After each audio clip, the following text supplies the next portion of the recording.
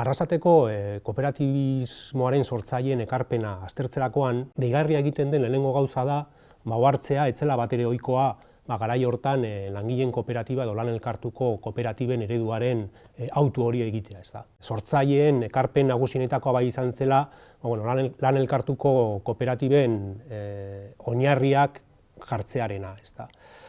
Bi idei dira bereziki azpimarragarriak haien kontzepzio kooperatiboan, ez da.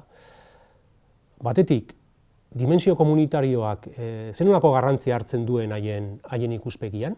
Nik aipatuko nuke nolabait ere haiek komunitatea eta kooperatibaren hibridazio moduko bat plantatzen zutela, ez da. Alde batetik, kooperatibak komunitateen garapenerako tresnak dira, nun komunitatea bera lana eta kapitalarekin batera enpresaren benefizioen eskubide osoko hartzaile bezala plantatzen duten.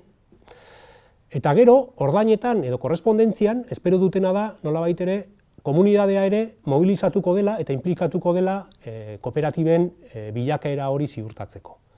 Nola? Nagusiki aurrezkia eta haien hezkuntzaren bidez kualifikazioa kooperatibei aportatuta, ez da. Kaja laborala, adibidez, edo eta eskola profesionala, dira horretarako garatu zuten, herritarren parte hartzea bideratzeko ideatu zuten instituzio nagusiak. Eta gero, bigarren ideia azpimagarriena da zenolako indarra hartzen duen hauen kontzepzioan balio kooperatiboen ikuspegia hori bera, ez da.